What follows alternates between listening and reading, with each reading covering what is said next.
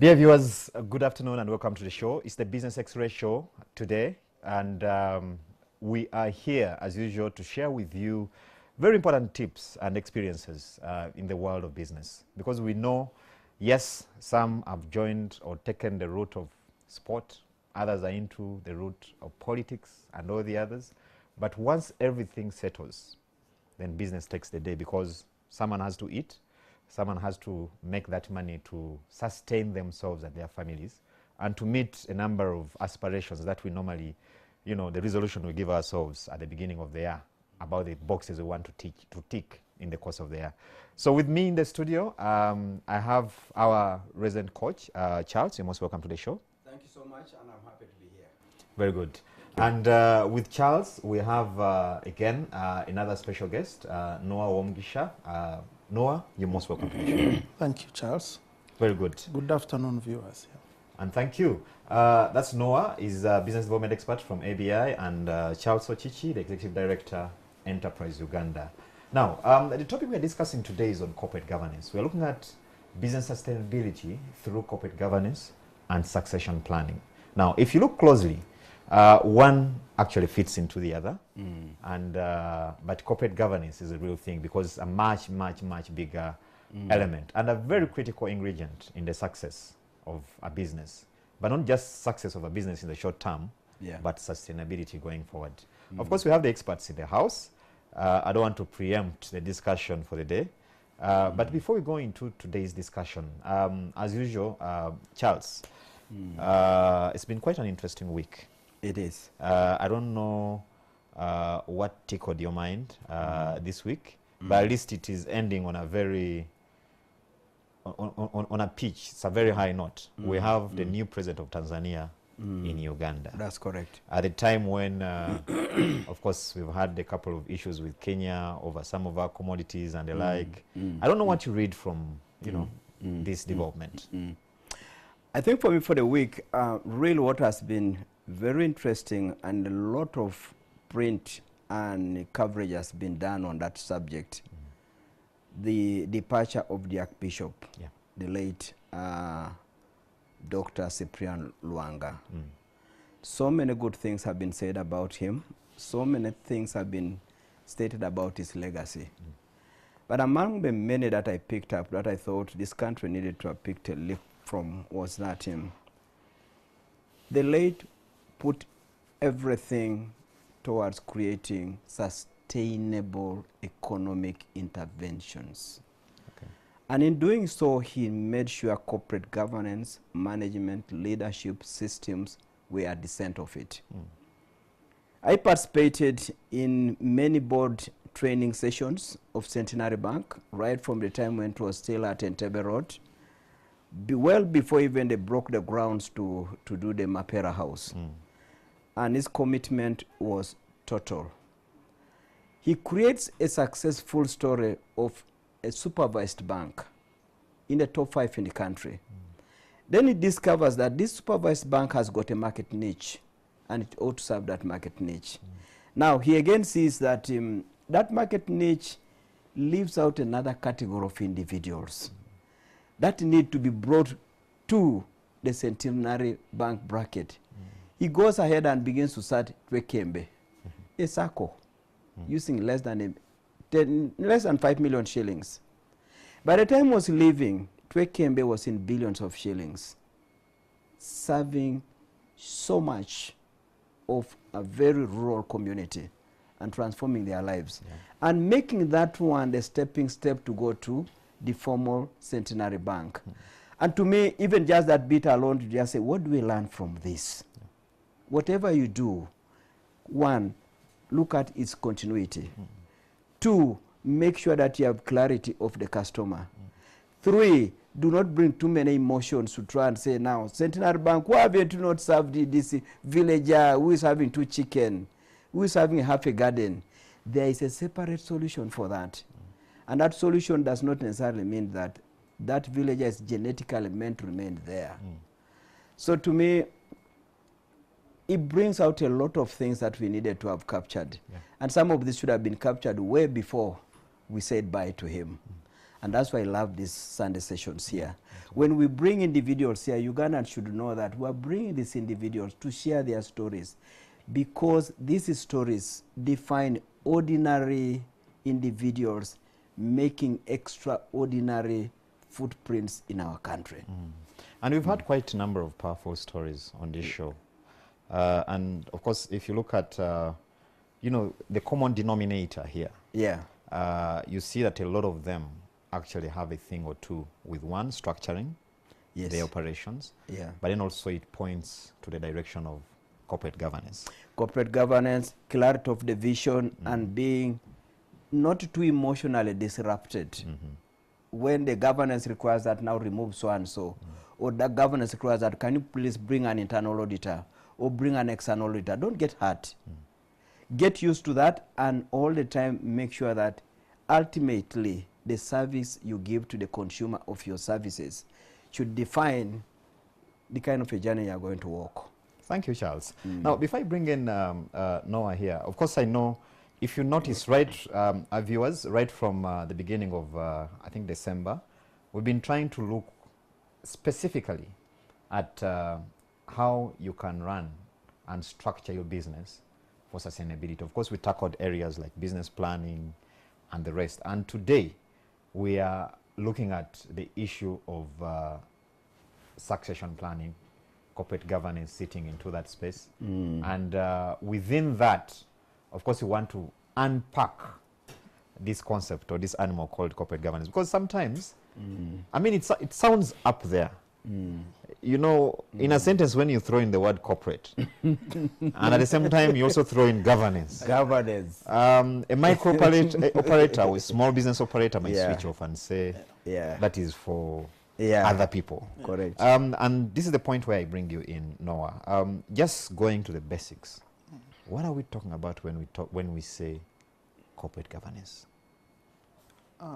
Corporate governance, in simple terms, refers to those practices, you know, and principles that you put in place at your area where you have interests. It could be in a business, whether it is for profit, or it could be a non-government organization. It can even be your household, with one aim, which is to do what you're doing perfectly in an imperfect and an uncertain environment. So anything, those small things you do to make sure whatever you're doing, you do it perfectly in an environment which is not perfect. Then what you're doing at that point is corporate governance. Corporate means an organized, registered entity licensed to operate in the country, in Uganda, in our laws. Governance means taking charge. So anything you do, as long as you're trying to perfect what you're doing, irrespective of the challenges you're encountering, then you're doing corporate governance. I can give a quick example. For example, all the staff we hire in organizations are not, in fact, none is an angel. So they are liable to mistakes. Some mistakes may be deliberate, others may be unintentional. So from the corporate governance perspective, you come in and say, okay, what safeguards do I put to ensure that if I'm leaving them in charge of money, that money doesn't disappear? Either they don't steal it or it is not stolen from them. If it is a vehicle, what systems do I put in place? Because as an MD or as an ED or as a CEO, I'm not going to be going to every petrol station where they fuel from to ensure that they put in the right fuel. So that system I'll put in the vehicles to track where vehicles are, so that, you know, whoever is taking the vehicle ensures that for them to keep their job, they have to do the right thing. A collection of all those practices is equal to corporate governance. So if you go a bit slightly technical, you now start talk of things like manuals, policies, plans, whether they are business plans or strategic plans, everything that you're doing to ensure that, you know, you do business perfectly, have people in the right places, have business activities going on in the right places, irrespective of how imperfect the business environment where you operate is what can be collectively called corporate governance. Yeah. All right, thank you, Noah. I'm sorry, our viewers, I'll have to interrupt you a bit. Okay, we're getting a bit of a little interruption because of, as you know, Uganda is signing a crude oil agreement with Tanzania, and here we're talking about business. Of course, it's going to come with a lot of opportunities, and I know that particular element is, of course, live. It's a moment we don't want to lose here, so we are getting there just to pick that element and then come back.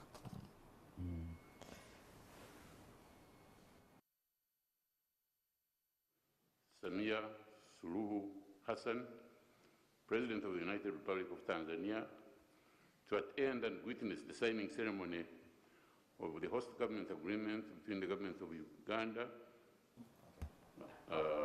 and... All right, they're going to do the recording and then come.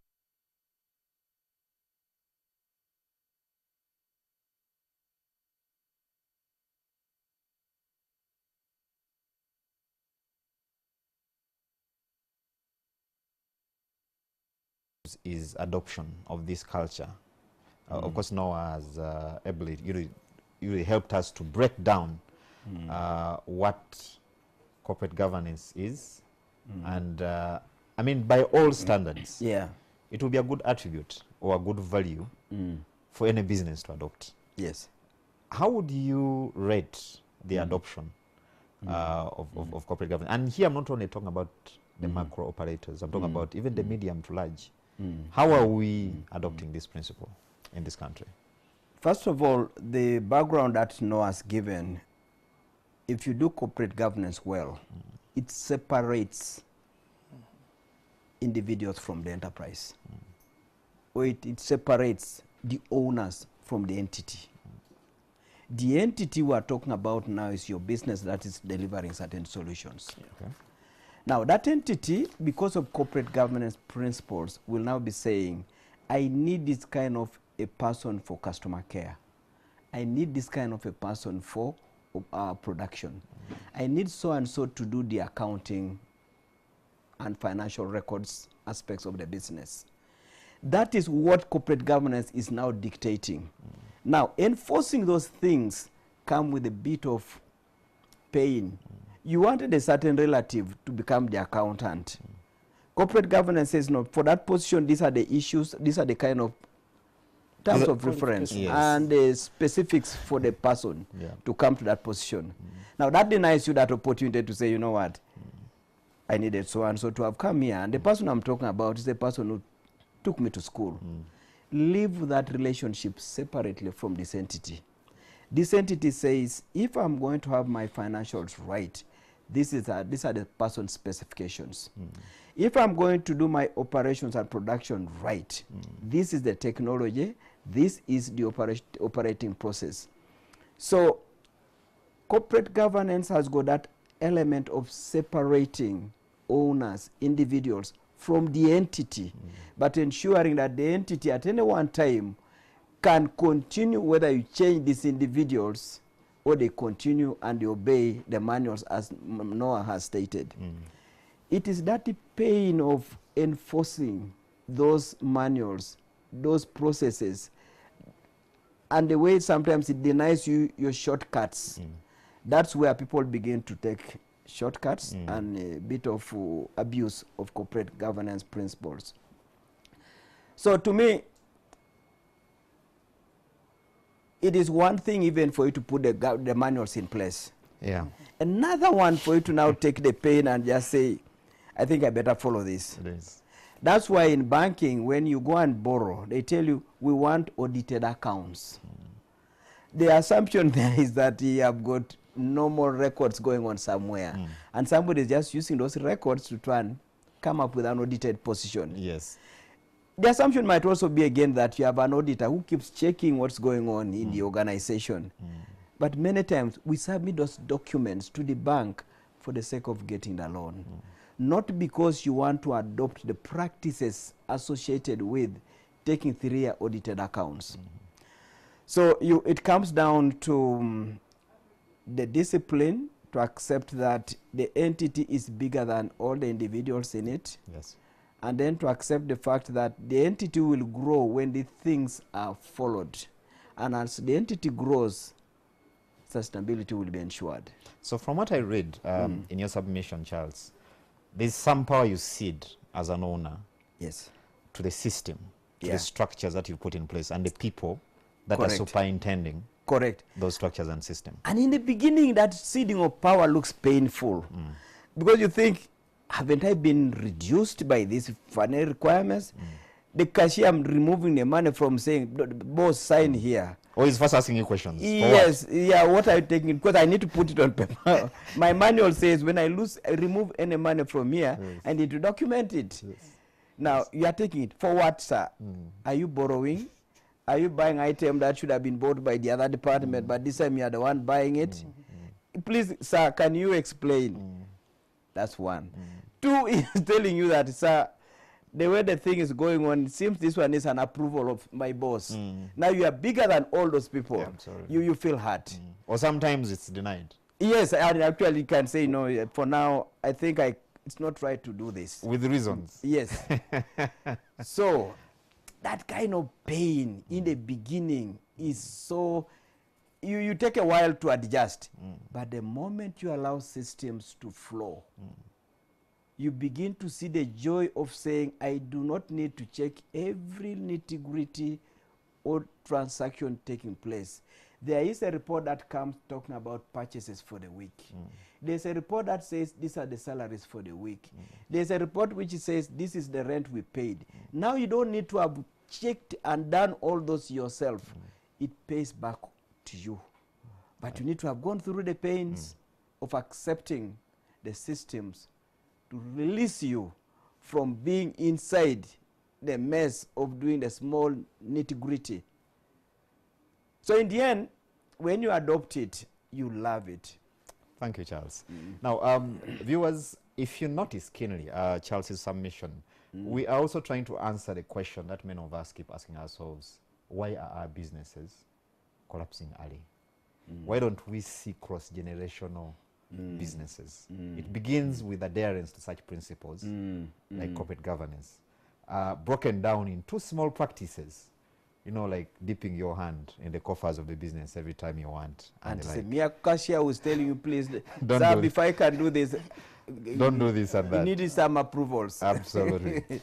Noah, this is the point where I bring you in. I know you've had the experience as well, dealing with businesses, as a business development service expert. What do you have to say about that? I mean, why is it so costly, in the short run, in addition to what Charles has said, to some of these, good business entrepreneurs to actually adopt? Thank you, Charles. Actually, it is not costly. I'm talking about the pain and the yes, the emotion cost. Exactly. in business, when you talk about costs, Yes. someone starts to think about money getting lost Yes. or profits reduced. The numbers. Yes. Yes. So it's not the cost is actually emotional. It is not anything to do with the actual loss of money. Yeah. In fact, when you put, first and foremost, putting in place most of those practices is even cost-free. I can give an example. Look at manuals, good practices in procurement, human resource management, operations management. You can even go online to an open source, and you will get documents you can refer to even create your own. You don't need so much investment. Even if it is there, it is basically to get an expert to do that kind of teasing of the right information, contextualizing of this information to what you do. So getting the practices on board is easier. That's why you find a lot of people with manuals shelved. They even do business plans which they don't use. You visit them, you'll find those documents there. Using them is the challenge. Why is it the challenge? It goes back to the emotion. Sometimes, you've started this business and you feel you need some bit of presence in the business every day as the founder or as the owner. So what does that mean? It means you are always looking at what everyone is doing, sometimes when it is not necessary. For example, if I have cameras in an institution, at the gate, in the compound, in the various departments, I may not need to come and be on everyone's desk every day. If I have staff who have you know, computers or whatever documents they use to execute their duties, which I can look at weekly, I don't need to be on them every day. So the issue is, most of us fear to try the good practices. One, because we fear we'll lose power. Two, because we fear that maybe the people we have around are not as good as us. But I usually tell people, if you have people at home who maintain your home, whether it is those who do outdoor work or indoor work, and they are not as qualified as the ones you have in your office.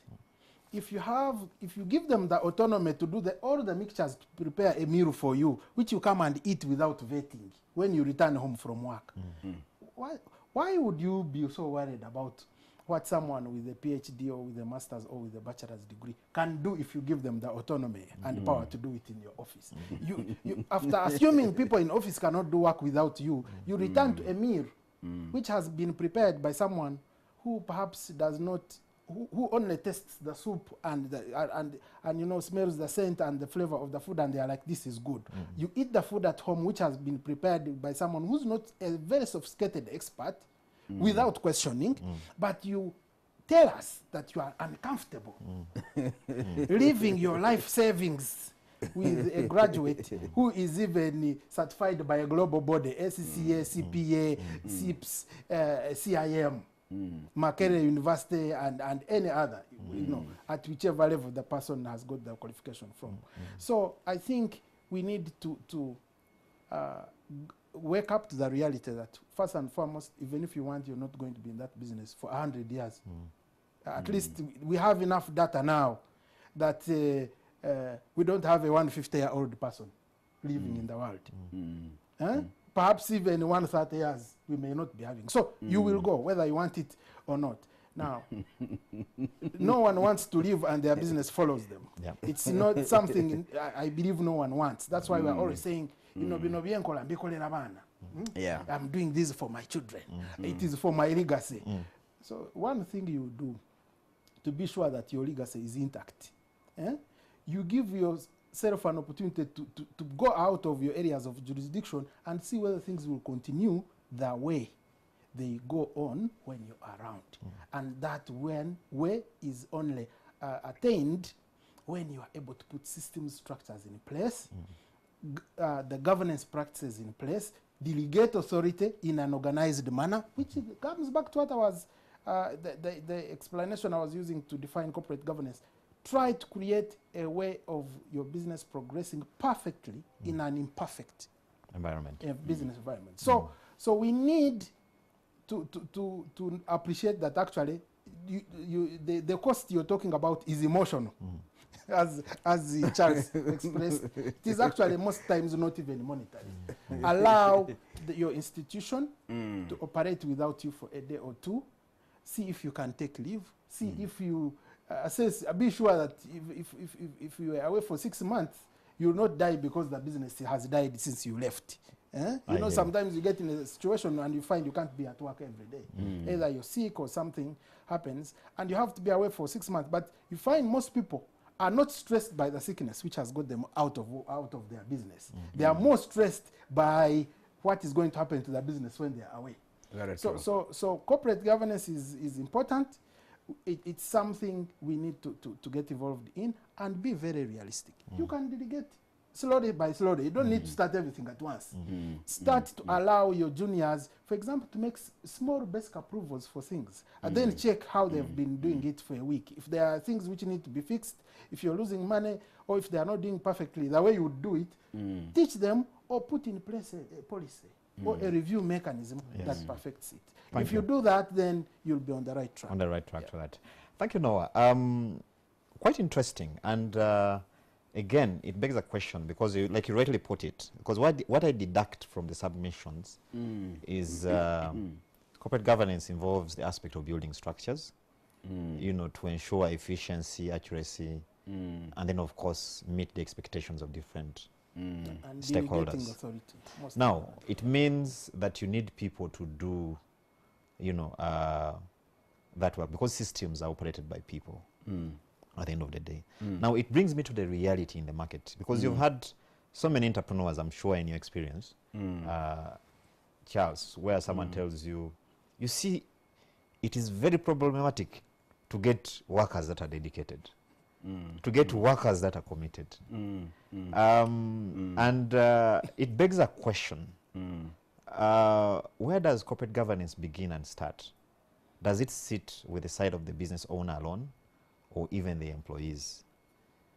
In other words, how do we prepare our workforce or employees to sit in this grand scheme called corporate governance that we are working on? Very good.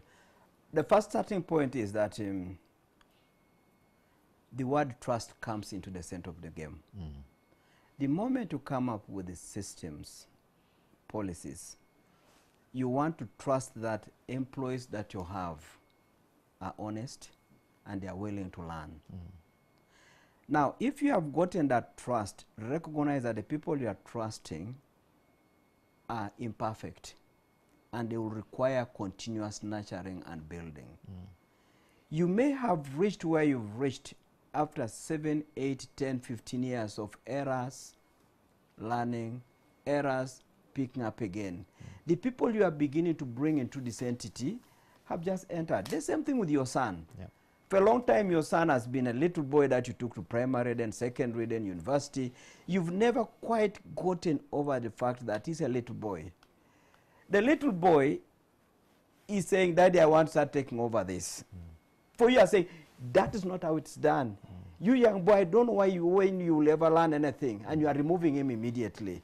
You are too impatient. You don't want to allow the young man to pick the ropes the way you did 7 years ago, 15 years ago. Now, because this young man is so raw and wants to be given that learning curve, you are so impatient and you feel it should come up to your standard almost overnight. If you have that impatience and lack of trust in the team, corporate governance will take a long time for it to become part of your story.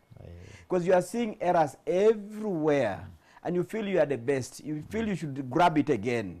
You need to take it away again. And the meetings you have with your staff are really whining sessions. Really. How useless everybody is. Yes. Now, if you do not recognize that you also took time to learn what you've learned, you have a big problem. So you, the person putting corporate governance systems, must also be willing to learn on how to make these systems to sit into the team. 2, they take time to begin to be absorbed and practiced. 3, they need refinement. You start with what you have. You could start with a few basics that, you know what, we're starting by reporting time. That's a starting point in your HR manual, reporting time. And when you report, I don't want people who are on the phone or whatever, something like that. And then please recognize that all of you have got targets, something basic. Then over time, you begin to sophisticate it and say, you know what, you're a manager, I want you also to be building others. I'm adding that as part of your responsibility. How many people are you building to create a solid team for succession? But you work out all those. So when people hear the word corporate governance, there's no magical instrument that you now feel this is 1,000 grams to make a kilo. You keep on building and building and building and building, and depending on the different stages, you keep on adding them. Even things like an internal auditor. You may not have somebody fully paid on your payroll in the beginning, but you'll get somebody coming in to just look at your records once a month. You're already practicing the checking aspects of corporate governance. The third eye, which says, this is what you have done, may I check? They said they made the sales of loaves. I've just checked. The loaves they are saying they made sales on seem to be fewer than the raw material of ngano they have spent. can you try to reconcile those two? But you didn't have a full-time internal auditor. But because you appreciate the power of a third eye, you get somebody to just start doing that. Later you will have a full-time internal auditor. But probably even at a level of below what you call a conventional certified auditor. Somebody who has just done a bit of commerce can begin to take you there. So people should not imagine that because it is at a certain pitch, me, that animal, I need to wait for another 10 years. You can get on it as quickly as you can. As you can. And the other thing also is, as the enterprise gets bigger and more sophisticated, the more you need to get these systems to adjust to reflect that picture. Mukwano Group discovered that the Mukwano brand had become so large that in the real estate alone, it was such a big animal. And then on the manufacturing angle alone, it was such a big animal. In the corporate governance, they now said, let's have a group where at the top there's chairman of the group. But below that are two entities. One is now for real estate. The other one is for manufacturing operations. So you need to be adjusting and reflecting the nature of your own growth as an entity. Thank you, Charles. And you can clearly see we are talking, at the end of the day, succession. Because like I think Noah rightly put it, no one's going to live for 100 years or 150 years. But when you visit countries like Japan, you'll find companies that have been there for hundreds of years. And you wonder how they've made it. And I think it comes down... 1759 is Guinness. Exactly. 1759. A favorite to many. Exactly. So, and it comes back to the issue that we are discussing today. So, like we say, we want to keep this show as practical as possible. We know there are quite a number of you that are running business enterprises, operations. And you could be having a question or two. There's a WhatsApp number on the screen. You can forward that question or experience, and we hear from you for the others to pick lessons from. We have the expert in the studios here. Noah, the issue of finding, because what could be running in the mind of an entrepreneur, probably someone who has, started businesses, where do I begin? Sometimes it's a little hard for people to make that leap and move from informal operation or way of doing business, because the number of business people you go and talk to and they will tell you, me, I know, I understand my business. Business it's here. It's in the mind. But probably its turnover is in hundreds, if not billions of shillings. How do you tell such a person, what would you tell him? Where should they begin on this journey? Thank you, Charles. The starting point is to ask yourself, if I was not here for a day or for a week or for a month, what would happen to my business? That is important. Most of us, even by culture, we are just accustomed to living each day as it comes. But when you start to ask yourself, what if I'm not around tomorrow? What if I have an engagement and I can't be in office early to open the offices? Who else can open if you're the only one who keeps keys? So the sense of achievement is, of course, a good feeling.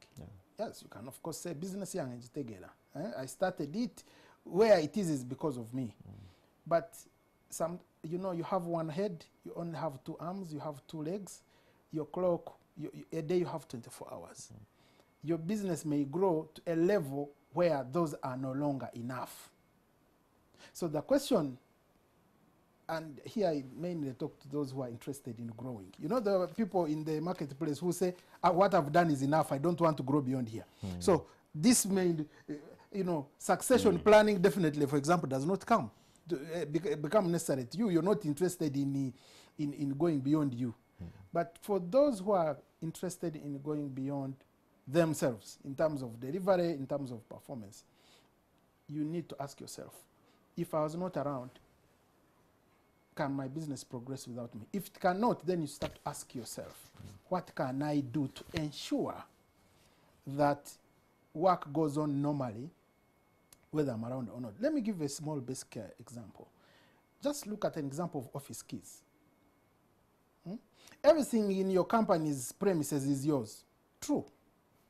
But if you're someone who's never the first at office or not always the first at office, the worst thing to do usually is get other responsible members of your team and give them spare keys to office, so that whether you're late or not, someone is going to open at the right time when customers start coming in, and then business will progress as usual. You have delegated the responsibility of opening and closing of business premises. You are enabling business to continue on a normal day even before you arrive at office. So there are those small things. Don't, like we said, these issues are not from very far.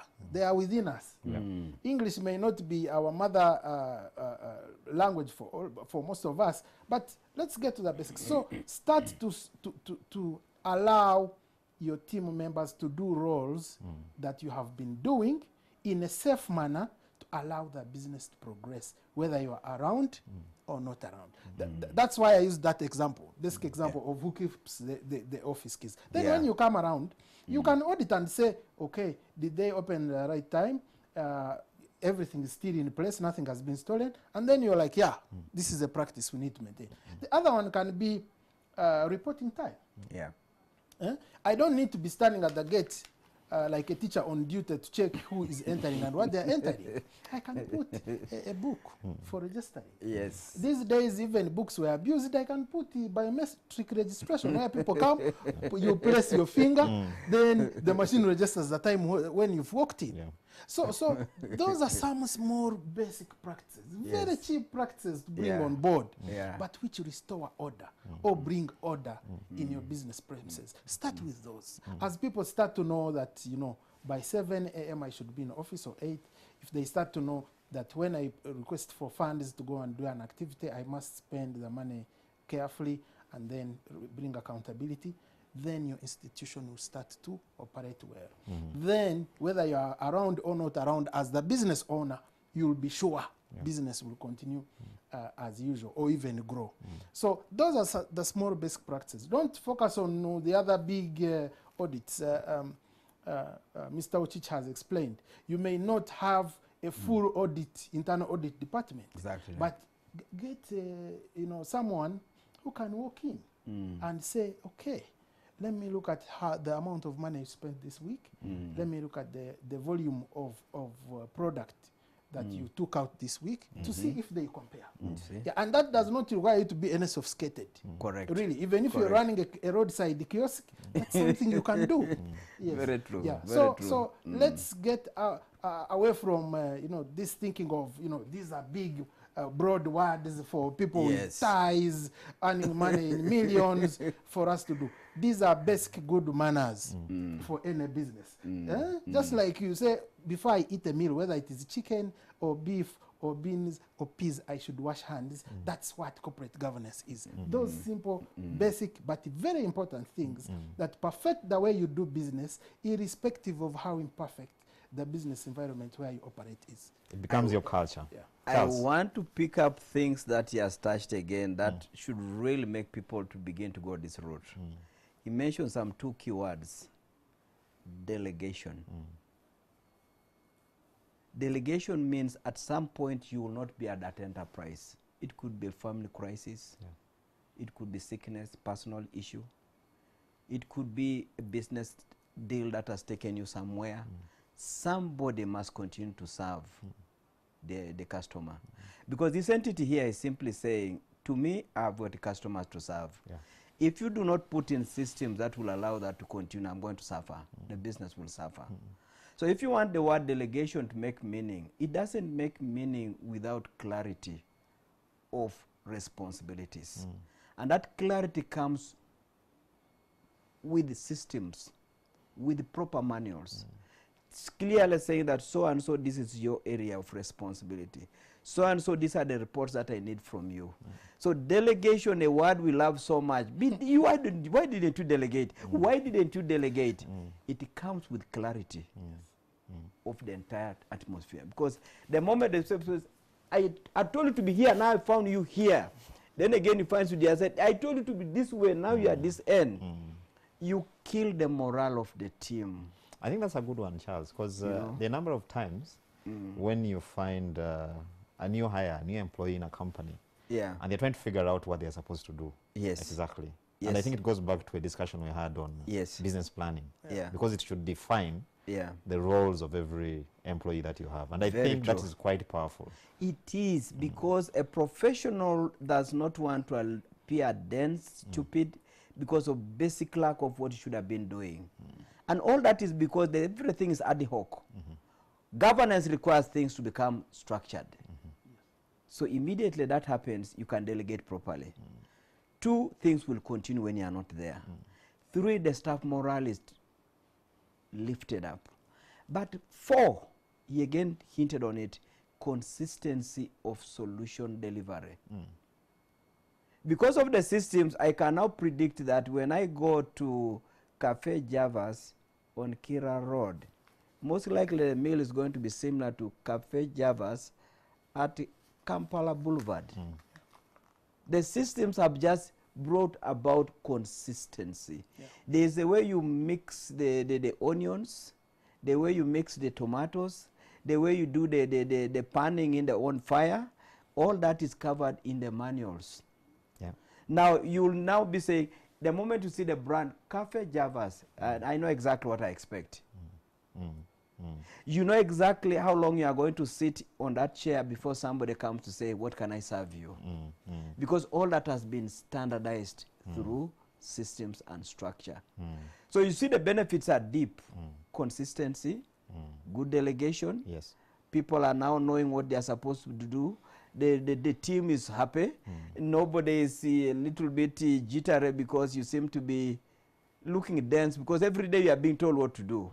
No human being likes to be reminded on simple things on a daily basis. And there's a lot that is lost in terms of productivity and all that. Yeah, yeah. Noah, moving on, I want to look at this thing from, again, a practical point of view, especially because we all appreciate, for some reason, I don't know whether it's by accident or like, a number of elites are not in your typical business operations. They're not business owners. A number of elites are actually employees in certain places. Now you're going to find that your typical Ugandan businessman is probably educated to a certain level, or he didn't step in class at all and probably worked around. I know Charles has worked with a number to try and you know, put them together to fit in the new roles. Yeah. Now, if you speak to a number of them, you know, some will tell you, when you hire some of these young men, they are too sharp. And if you give them too much authority, before you know it, your business is gone. You get. So how do you give reassurance to such a Ugandan? And I know it's a bulk of them. They have the money. They've grown to a certain point. In fact, that's why some of them you'll find they'll have reservations about growing beyond a certain level, because Yes.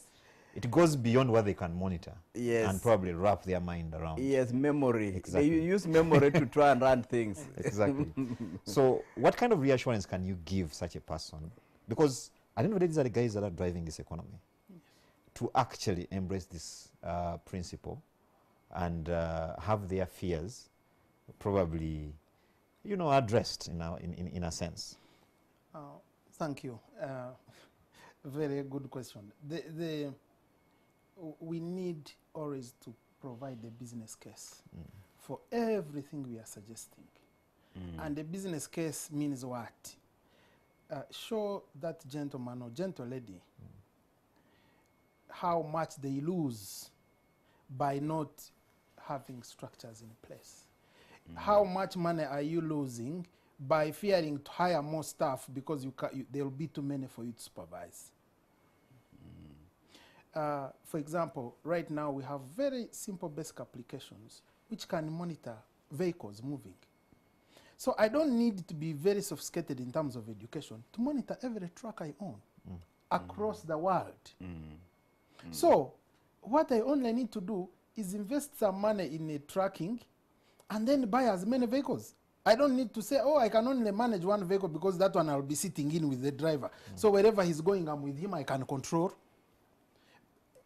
But for you to know these things, you must associate with people who are knowledgeable about them. So I would encourage anyone to invest in knowing. For people who are who have more vehicles on the road than me, assuming I'm operating, I'm a transporter of produce. I have one truck, I'm fearing to buy another one because I cannot be managing both of them on the same day at the same time. Then I'll go and ask myself, how does Aponye manage his?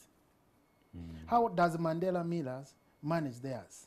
How does Delight or Cheers manage theirs? Because they have so many vehicles on the road at the same time. How does Arise and Shine manage their trucks? Some are taking the milled product, others are bringing in the maize grain for milling. So you must have personal hunger to know more. If you're the type who celebrates the small things you have achieved or the big things, then it is difficult for you to grow beyond that level. But secondly, now to the feared young men and young women who are educated, who the bosses may say, oh, if I give them too much power, they will take my business with me. The issue is whenever you're going to interest your supervisors or your superiors in anything, highlight why we need it as an institution. I will tell you that one truck earns for us 10 million a year. If we bring in 9 trucks, we'll be earning the 10 plus more 90 million of the 9 trucks, making it a total of 100 million per year. But to track each vehicle per year, you only need 500,000 shillings or 200,000 shillings. What does that mean? I'm investing more 5 million to earn 90 million, which I was missing. There is nobody who will not find that interesting. So you must move beyond Coca-Cola. Abantu kati babukozesa. This is what people are using to showing whoever you're interested or the decision maker in your institution that this is what is working. It reduces business costs by this margin and it increases our profitability by this margin. I can tell you, all businessmen, whether they're educated or not, want to become bigger. He's pursuing the next 1 million, he's pursuing the next 1 billion, he's pursuing the next plot of land, he's pursuing the next farm. The moment you show them that you're there to help them achieve that, they will be with you. And that brings us to the issue of your contribution to the institution where you are. What value do you add? Are you just there to warm a seat and be counted when people count people come in the organization, or you're there to add value to the institution? So it's our responsibility to assure whoever we work with that we have a role and our intentions are good. That's a good one. Thanks. Yeah, there was something Mr.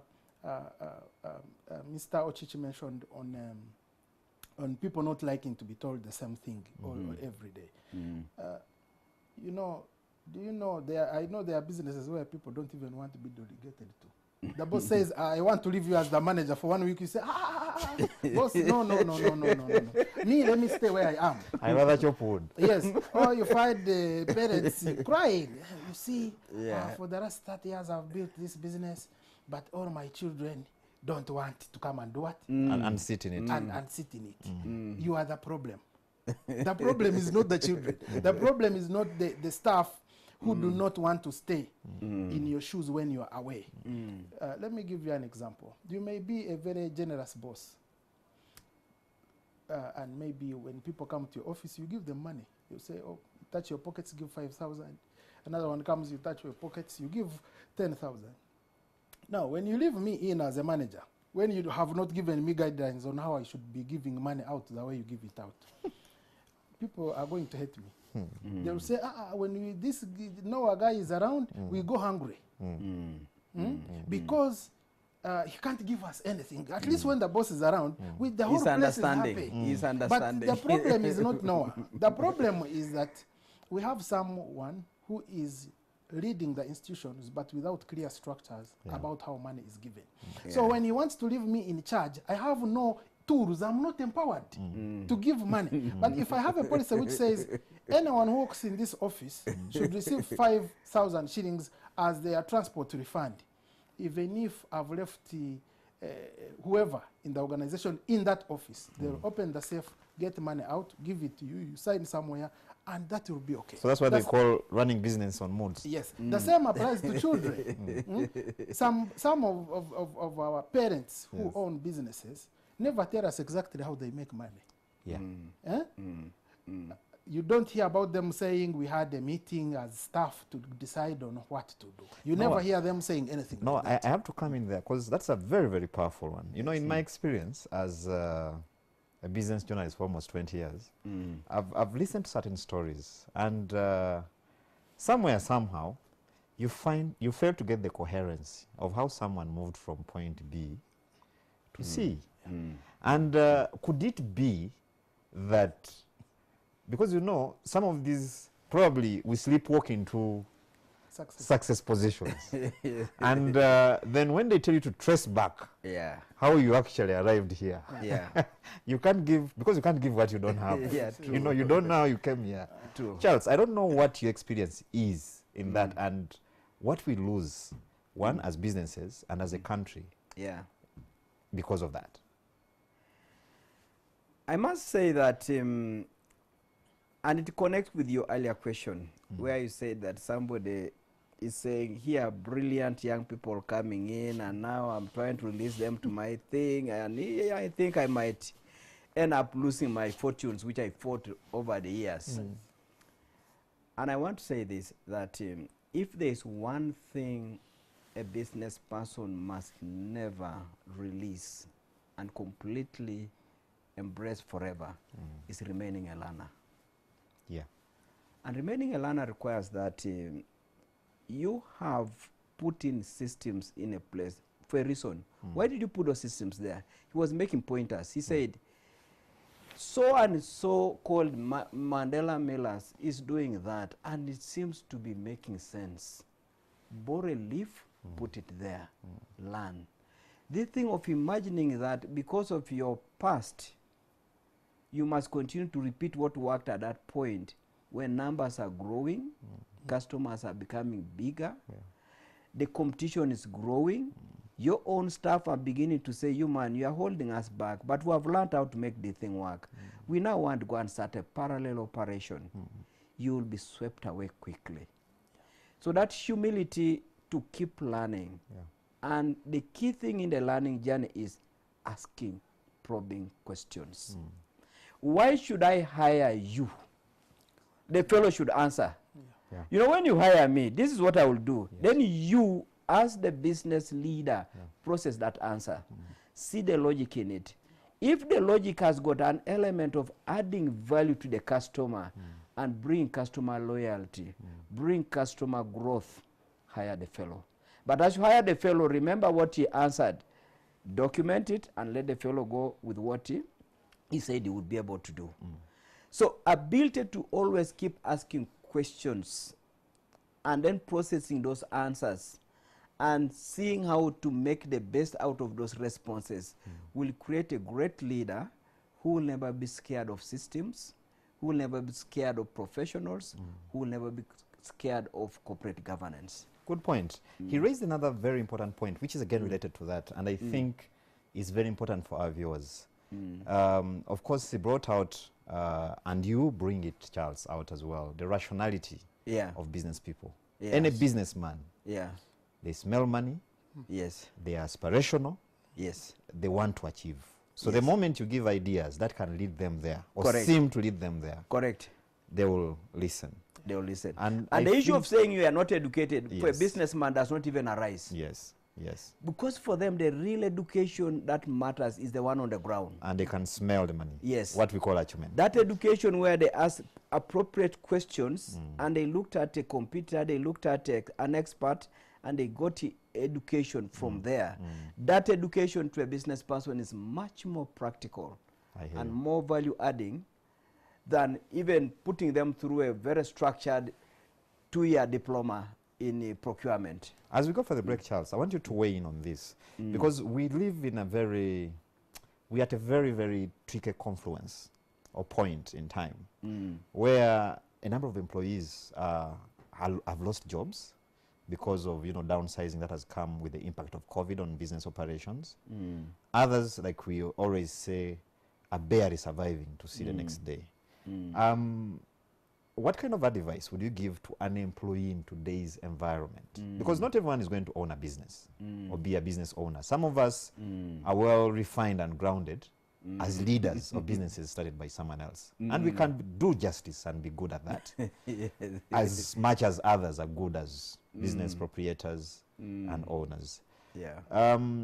What key attribute would you say an employee, a winning employee, would have or should have in this equation of structured business operations that we're talking about at this point in time? I think the first thing now is if you are living in the circumstances where we are today, one of the things you need to embrace is flexibility. You call yourself a teacher of mathematics. Yeah. The schools have been closed for a year. And you don't know when it might be time to go back. And if it's time to go back, you do not know how many more maths teachers may be required. Or they are going to say, we used to have 7 of you. Yeah. We're going to get half of you for the time being until we pick up the momentum again. Yeah. So the flexibility I'm talking about now is you now say, okay, my core responsibility used to be mathematics, but I'm also good in physics. Is it possible now that I start getting to a point whereby I sell myself on 2 subjects as opposed to talking about your mathematics? 2, it is also possible for you to now say, I have more time on my hands. I'm now not taken on full-time basis, not because somebody hates me. I'm being told to have only 3 lessons in a week. I used to have 10, now 3 in a week. And for those 3, they are going to give me partial payment. What do you do with the rest of the other time? This is the time to start saying, you know what, I have this plot of mine, but there's a small area which is open. Put chicken there and start feeding chicken. Yes. Flexibility is very key in times like this. 2, ability to learn from others on what others have been doing, and you thought that was not for you, but they are making money out of that.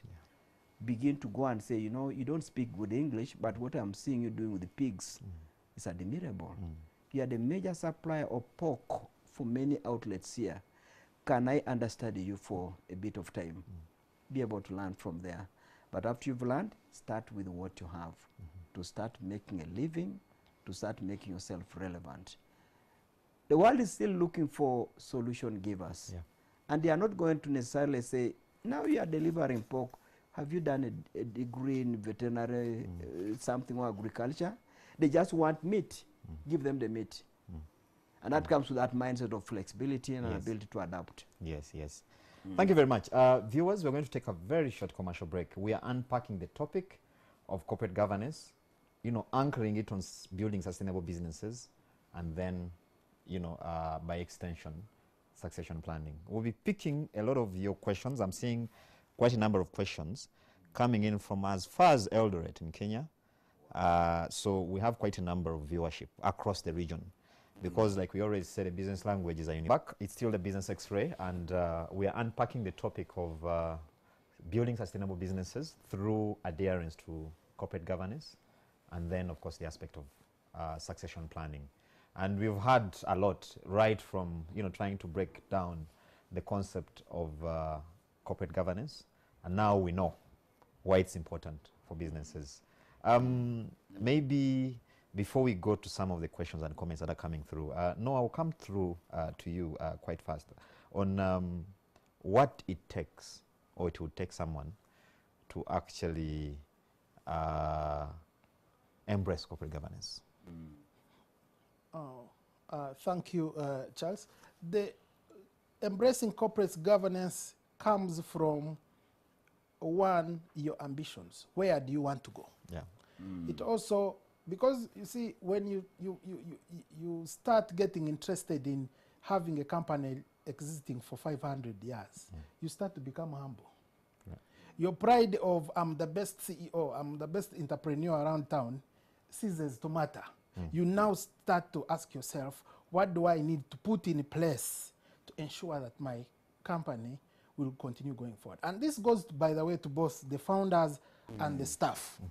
Before we went for the commercial break, we were talking about people who are only good at managing businesses which have been started. Yes. Yeah. But maybe they may not be keen at starting businesses of their own. Whether the business is yours or you're working for somebody, if you're interested in the furtherance of that business, you start to ask yourself, how do we proceed going forward? How are we moving from a fleet of 2 cars to 1,000 cars? How are we moving from one branch head office, actually not even a branch, one head office to branches all over the country? You now start to work on growth plans. You now start to work on risk management plans. People are going to be many. We will not be looking at all of them. We need to have a system that manages them. Cars are going to be many. We will not be able to be looking at what every driver is doing. We need to put a system.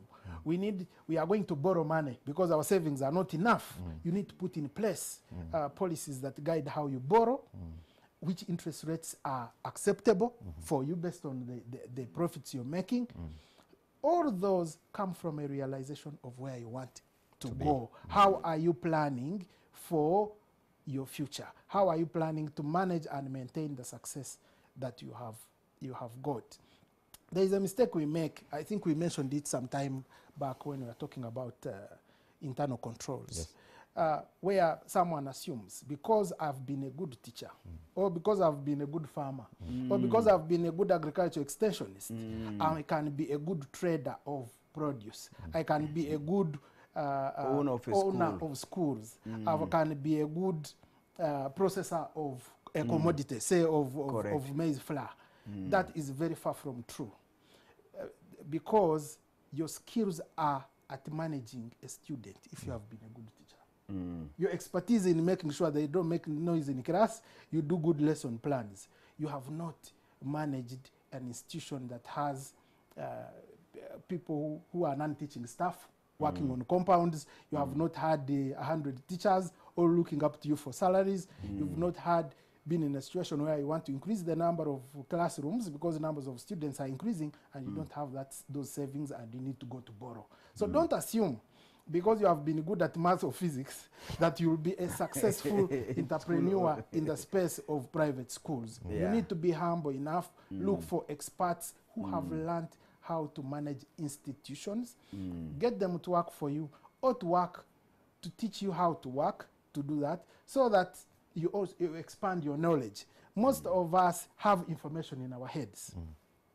When you say, I'm a graduate of this course, you're actually telling us that you have information about that course in your head. Now, what changes the world is not information. What changes the world is knowledge. What is knowledge? Knowledge is actionable information. Most of us have information. Heads are full of information. We can recite.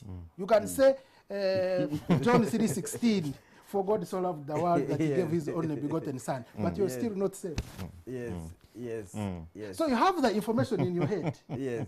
But the purpose for God's son coming to this world, which you should adhere to make you a good Christian, you're not doing it. So you are not knowledgeable about the purpose of the Bible verse, but you are aware of it. There's that famous verse of Jesus turning water into wine. Exactly. So we need to move from the space of knowing things to the space, rather the space of being informed about things, to the space of knowing them and actioning or putting into practice the information and knowledge so that we make changes. That's what succession planning is about. That's what corporate governance is about. Thank you very much, Noah. And that information, actually, actionable information, has to be, worked on in a structured environment. Exactly. And that's what we've been discussing here.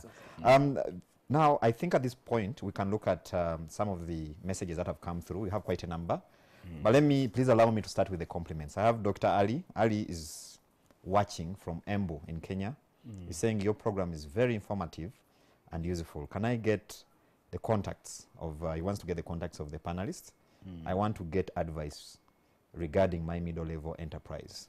Perfect. Now, again, related to that, I have someone here saying thanks for the business. Is Okecho Lawrence is watching from Jinja and is appreciating the show, how it is. But there's a very interesting question here which is coming in, which I wanted us to look at. Someone is saying, while we're talking about corporate governance, can we also discuss professionalism of most of the people out there? Because boy, oh boy, most of the professionals are not reliable and their work ethics borders to zero. That is a comment. I don't know whether you agree or disagree with that. I agree. I wouldn't, everyone you meet in the workplace is a new experience. Yeah. You'll get those who are very, very dedicated, very proficient, but you will again get those who have information, like we said, but who may not be knowledgeable about what they're doing. Or they have both, but they choose to be unethical. The question is, what systems do you have in place to put people to task to perform?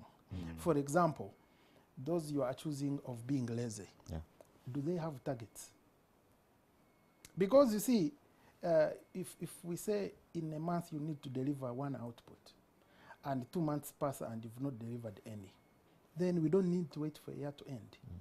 As a supervisor, I'll quickly call you and say, now, what do we do? Because I'm paying you every month, there is no salary you've missed, you cannot be delivering nothing. So we have two sides to the coin.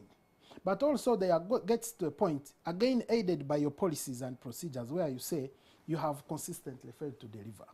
We need to relinquish you of your duties and are allowing somebody else to be able to push your work forward and also the business forward.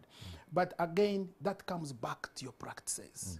How do you measure performance of staff? How do you equip them to do their work? If those are in place, then you always have people who are not in it to really perform, to offer value. But you will easily appreciate that, pick them out, then either put them on performance improvement plans, or give them an opportunity to go and work somewhere else where they can work. Thank you, Noah.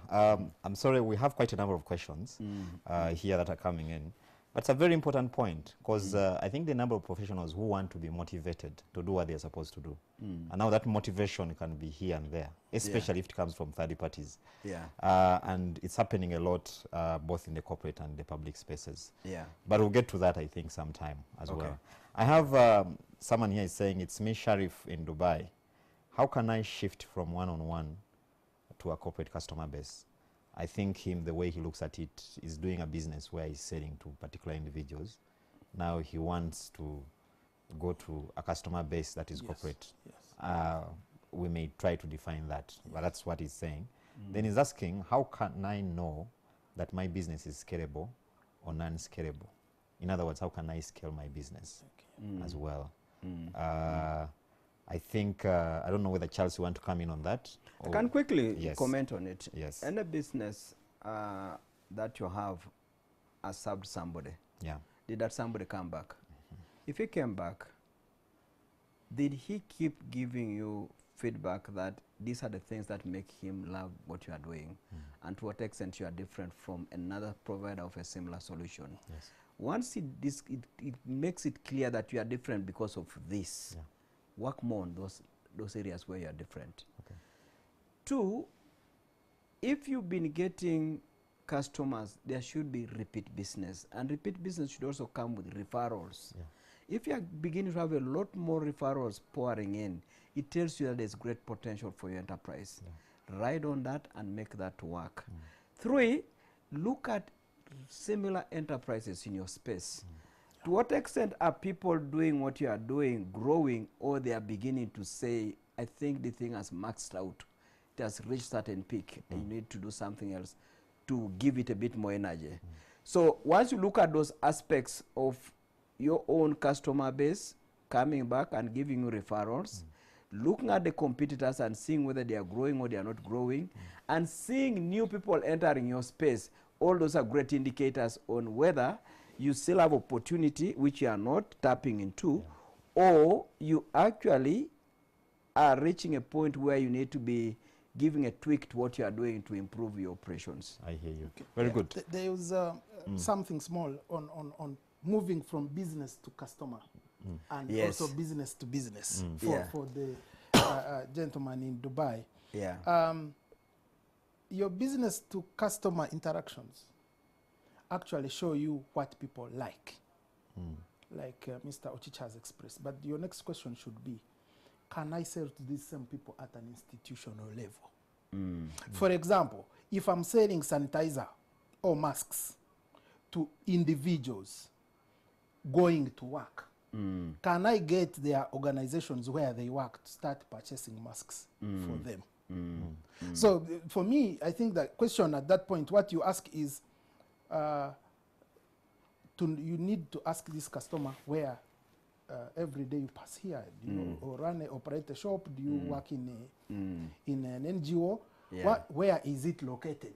Yeah. Can I be delivering these masks to your office? Correct. Instead of me waiting for you on the road junction where you branch off to your workplace. That quickly enables you to get where they work. Then you can start to talk to the people in the organization who are making decisions regarding purchase of Correct. what you're selling. Perfect. So perfect. you need to move beyond meeting this person to the corporate spaces where this Yeah. person operates, so that you can now start to deal with the entire. And I think that addresses also little on the aspect of scalability of Yes. the business. Exactly. Great. Charles, I have Julius here specifically looking out for you. He's saying, thank you for the show. Assuming one is working in Kampala with another corporate company, I would like an advice on how one can start and manage your own business that is operating 500 kilometers away from your workstation and make it successful, given it's difficult to resign and go manage such a business that's just starting. That is Julius. I think he's contemplating, he's grappling with the idea of balancing an 8 to Julius 5. is touching on something that is always a question at the back of the mind of everybody who's earning money. Because as you earn money, we don't expect you at the end of 30 days to have eaten it all. You should have either invested it somewhere, some investment where people take care of the management and everything else. You can start from there. Invest through the banking, routes, fixed deposit account, stock exchange, treasury bills. Starting point, that's quite easy. Yeah. You release your money to somebody. Now even NSSF has opened a similar route. It's saying your organization is removing from you 5% and adding you 10%. If you want to go beyond that and you have extra money, bring it to us, we grow it for you. At the end of the year, we give you 9%. It's a starting point. Which is actually bigger than some of these instruments where we put money. Correct. If you look at that return on investment. And then it's not taxed. That's why it gets even much better. Much interesting. But no, I have a question for you here. Sorry, I have It's- quite a number it's of okay, questions. You'll bear with me. Please, Because sometimes people get very personal when their Please. questions are not answered. Yeah. Now I have someone who's saying thanks for the program. I'd like to ask, what system, stroke process would I need to ensure my field staff get to clients and service them? My problem is that we get service requests and we dispatch texts to clients. However, we get reports of no-show from clients. And at times, the tech will quote higher, but agrees with the client to do it for cheap. Now talking about the professionalism Yes. of our employees. Okay. Thanks. The issue here is you need to have a system that has where you're able to verify what has been done from the client's or customer's side. For example, I've seen institutions where if you're sent to deliver a mail or to do some work, you go with a voucher or a delivery book where the person who has received or who has benefited from the service you had gone to offer signs to acknowledge that you have actually offered that service. So first and foremost, whether it is an internet-enabled service, the question becomes, what system do you have to ensure that when I reach, you can confirm that I've reached? Some people now capture, for example, fingerprints. Some capture numbers. Some have books where I'll sign and say, I have received Noah at my shop to come and fix my issue. Secondly, put management in those places. And I can imagine that a bit with the gentleman who says he's so far away from Kampala, but he wants to start a business. Some of us want to start a 10 million goat rearing business, or growing of a crop, and in a year that crop earns us 2 million.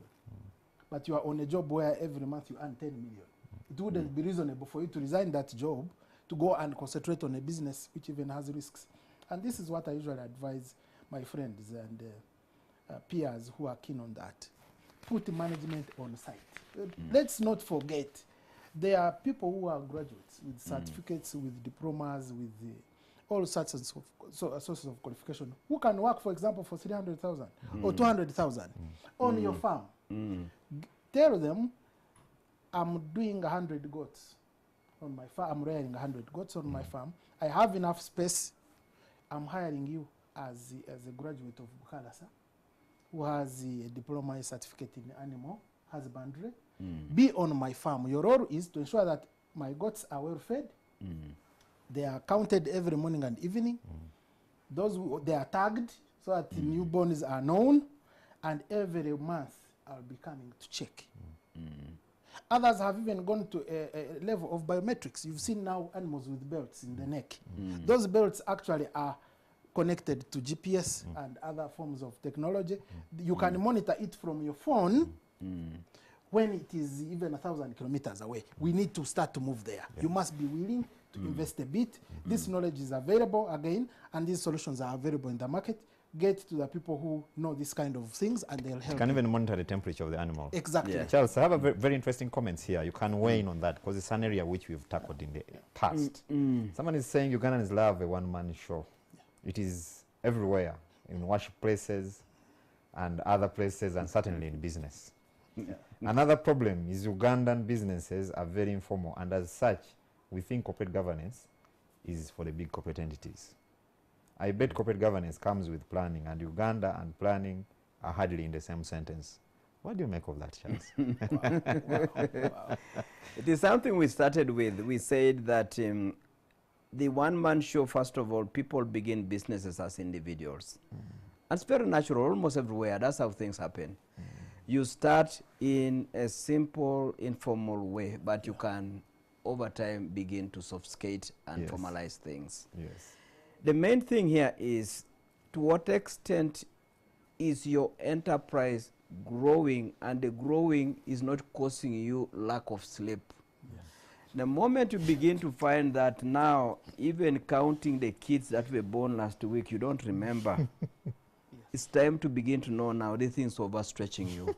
Bring in systems. Simply say there will be a report on a weekly basis of kids that were born. There will be a weekly report on sick goats. There will be weekly reports on stolen goats or goats which were whatever happened. So the moment you bring in these systems, you bring in the aspect that we talked about earlier on, which is delegation of what you would have done. Delegation does not mean abdicating responsibility. You take responsibility, but this time in a very structured way. Your role now is to make sure that when reports come on a weekly basis, read them. If you read a report, and a report has an area that needed actioning, they are waiting for the action. The fellow who produced the report is saying, by the way, we reported that the goat was stolen. The boss is likely to talk to LOC1. He's likely to cause a policeman to come and do a whatever investigation. If you don't do those things, these so-called systems are broken. Exactly. They now know boss is very busy in Kampala. You can write anything, you will not even bother. Let's just recycle a report of last week. So the one-man show thing there is something that came as a result on how you started. But you must begin to adjust and quickly know that you are entering a space where growth requires that systems come in place. But as they come in place, recognize the benefits. And by looking at the benefits as a part of this church which is growing, and you begin to see that I cannot be having 14 services in a day on a Sunday. Just allow another pastor the other side, another pastor the other side, another the other. But then give them a structured way of running those branches. Absolutely. You'll have created an entity that will give you a much better legacy. That's a good one. We have a very powerful experience here. Someone is actually sharing his experience. is Pison Mugizi from Bushenyi. He's saying corporate governance and succession planning is fundamental for any business to grow. I founded a circle called Buturo here in Bushenyi in 2007 with just 1 million. And now the financial institution is worth 10 billion. Look at The that. institution has grown due to proper systems. I was Look the at founding that. chairman, retired, and 3 other chairpersons have led the institution. Very similar to, what was it called, the circle that we brought here?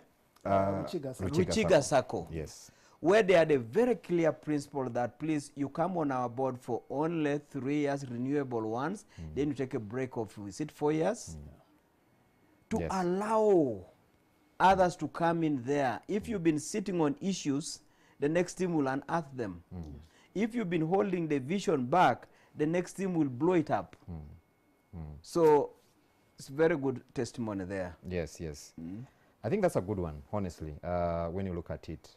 And especially at this point when we are now talking of, even at the level of government, we are saying, please, we are spreading circles across the country through Emyoga. Yes, yes. But people are not benefiting. It was in the papers last week, where the leadership of Ginger is simply saying, many of the people that have taken this man, we can't trust them. We Yes. cannot trust them.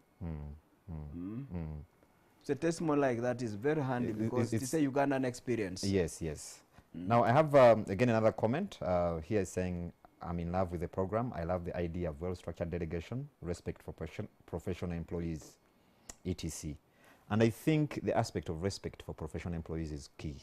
I've seen many people, hiring very good brains. Yes. And those brains fail to deliver in that organization, but deliver in another. And I can tell you, Charles, Yes. if you checked many of these huge, once prosperous entrepreneurs who went into banks and made borrowings of large amounts, which amounts they have now failed to pay, and they are leading to the liquidation of the enterprises. If you talk to their professional team, they will tell you, we are not allowed to discuss that application. The boss handled it alone with the banks. We simply told that deliver this, deliver this, deliver this. Your input was not needed. You know? Yeah. Go outside the boss, go and look at the team the boss has, not even any other person, just the team he has, and ask, what contribution did you give to the boss before this loan application was approved? They'll tell you, no, the boss never consulted us. That's Or we only directed to do this and this and this. We're not required to give advice. I hear you. That's a request. That was an input from Joseph Outek. Now, Joseph also has a request for you, Charles, specifically. He's saying, my request to Mr. Chichi, I'm a secretary to set a junior staff circle, which has grown as a result of COVID-19 to over 50 million in only 3 months. Look at that. We are having an AGM on November 2021 in a date to be confirmed later. Allow me to invite you to offer a lecture on the date. Well ahead, November 2021 is the AGM date. Or I can give him my telephone number, 0772 699 808. Let's have a chat and then we can confirm it. No, I have Charles. Charles is watching us from Stockholm in Sweden. He's saying, how do we address health at the workplace, especially post-COVID-19, where well-being has been highlighted?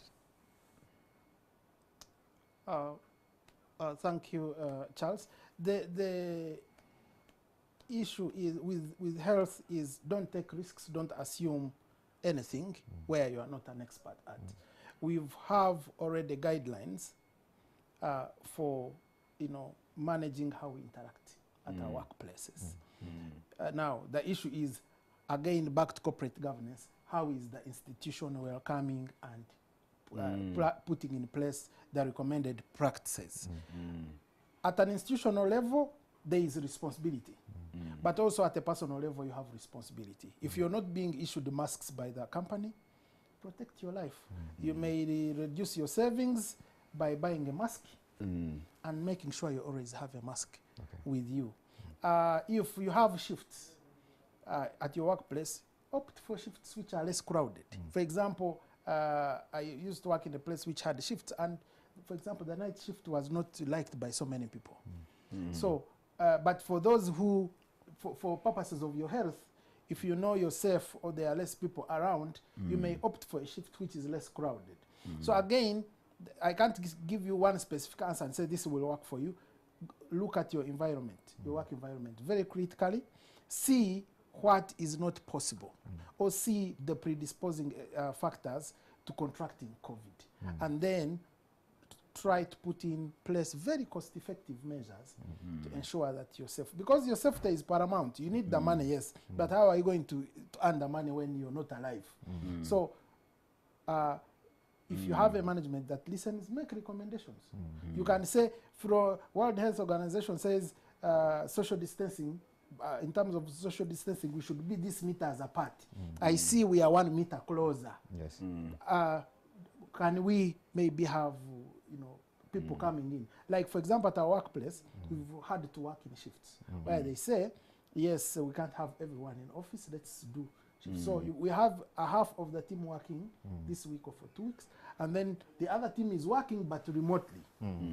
Then the other team which has been working remotely is allowed to come in the other 2 weeks, so that you ensure that the numbers allow for social distancing.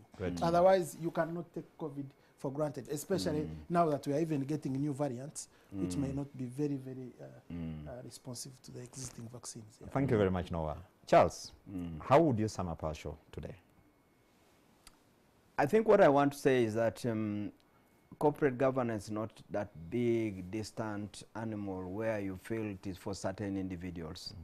It is something for all of us, and we can start somewhere. Do not wait for a perfect template. And the key thing is, whatever you have started, enforce it, monitor it. And whatever you learn from the monitoring, refine the thing and keep at it. Over time, you'll create something very sophisticated.